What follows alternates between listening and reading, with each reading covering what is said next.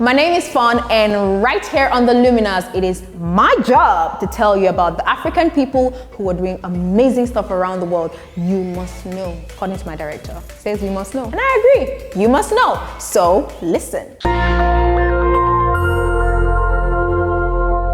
So once upon a time, there was, and still is, a great African athlete who ran an Olympic race with gallstones and won the race.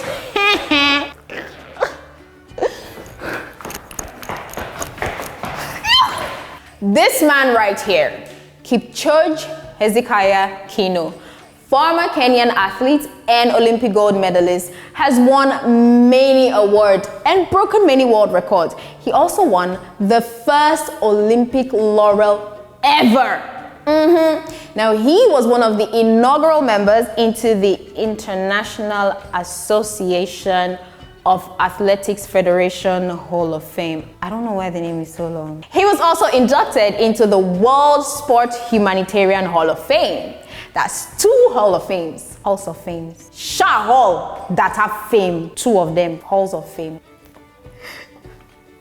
Now, this is the most interesting part. Keino's most remembered victory was in the 1968 Olympics in Mexico City, where even though he was suffering from crippling gallstones, he ran the 10,000 meter race. He was in the lead with just 3 laps to go. He collapsed. He got disqualified, but determined to finish the race, he stumbled back on track and ran the race to finish, even though it didn't count. But yes, he ran it to the end with gallstones. Now, the story doesn't end there.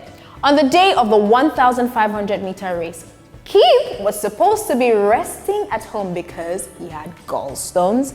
But no, an hour before the event, he jumped out of bed, got on the bus, headed straight to the event to run. But you know what? His bus got stuck in traffic. I'm sure some of you can understand that with me. And guess what he did? He got off the bus and ran a mile to the stadium.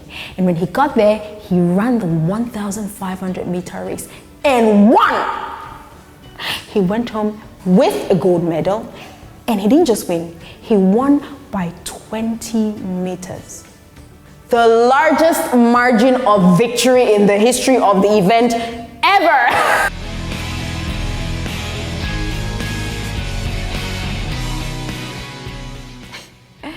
Wow, did you see that cap? A stadium in Eldoret, Kenya is named after Kipchoge, and it is called the Kipchoge Keino Stadium. Kudos and long live Kipchoge. I've always had mixed feelings for people that play the sax. I mean, there's pity, there's respect, and there's admiration right there in the middle. It can't be easy at all, holding your breath for that long and still dropping some tunes on the sax, you know. But I guess that's not where we draw the lines.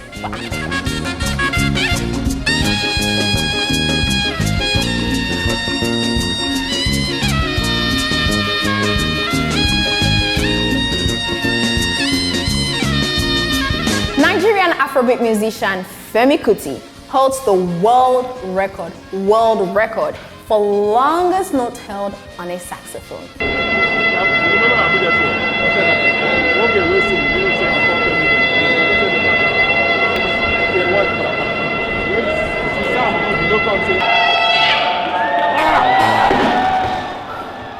Oh, this is the funny story actually. So, Femi originally beat the first world record set by Kenny G, who played a single note for 45 minutes, 47 seconds. And he used the circular breathing technique, where you breathe from your nose, and let it out from your mouth. Anyways, Femi beat this record by playing for 46 minutes, 38 seconds. This is where the story gets interesting. Right when he started celebrating his win, Van Bergfield, another somebody, comes out to claim that he holds the current world record at 47 minutes, 55 seconds. Who the hell is Femi Kuti? I broke the world record many years ago, 17 years ago to be precise. Who is Femi Kuti? 47 minutes. That's not a child's play. Who is Femi Kuti? Who is this Oyibo some broke with world record? Do you know who I am? I am Femi Kuti, the son of Fela Kuti. I will show you that I am a true son of the soil. Our brother Femi was like, why didn't you tell me since? You should have told me and I will beat the 50-minute mark. So he's like, no wahala. I think I've still got some energy left in my tank. Oh shit. So he set out to beat that record again. And he did so when he played one more time in Lagos, setting the record at 51 minutes, 55 seconds. Femi Kuti has established himself as a great artist, independent of his father, Fela Kuti's massive legacy. And he's been nominated for a Grammy Award 4 times. 4 times. Congratulations, Femi Kuti. You are definitely an African luminary. You are doing well. I bring to you the future, guys. It's very close. Very close. You know those movies we used to watch that have futuristic themes and you can see mid-air taxis and mobile cities and Vin Diesel is playing the lead, my love, by the way. Guys, they have inspired us as much as our bad roads have inspired us in Africa.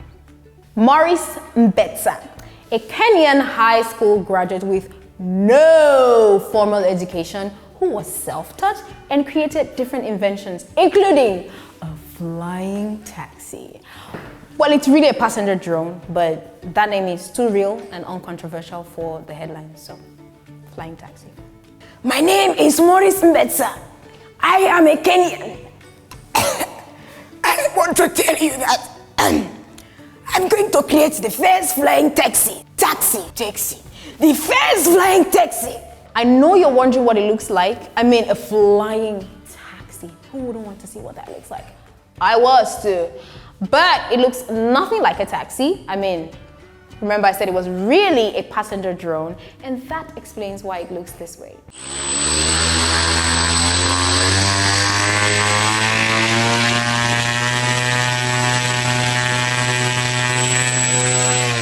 Now that was very inspiring. However, even though there were no casualties, I'm not sure I want to be flying in that yet. I mean, even Maurice himself seems like he was rethinking his decision to fly in it. However, I mean, this is a great feat and something that should be encouraged in every part of Africa. So what we've done, it's not just a frame, but it's a piece of engineering which has complete like hardware and software part of it. And we've part of the team that we are working with, they are professional electronics engineers, aeronautics engineers, and software engineers.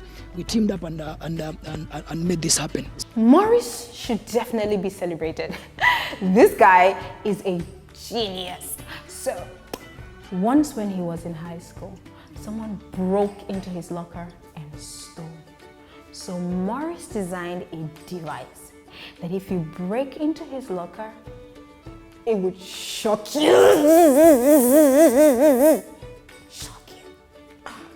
It sounds like the African version of Home Alone. So even though Maurice got support from the governor of Nairobi, I think he should have more support from his government. I mean, he's a genius. And if he could create this, the passenger drone, imagine what he could create if he had more financial support, or support generally. Kudos to you, Maurice Imbetsa. Kudos to you, Maurice. My guy. Oh, that hurt. African inventors, innovators, and Luminars are worth celebrating. And that is what we do here on the Luminars. My name is Fawn, and remember to subscribe, like, and share. Catch you on the next episode.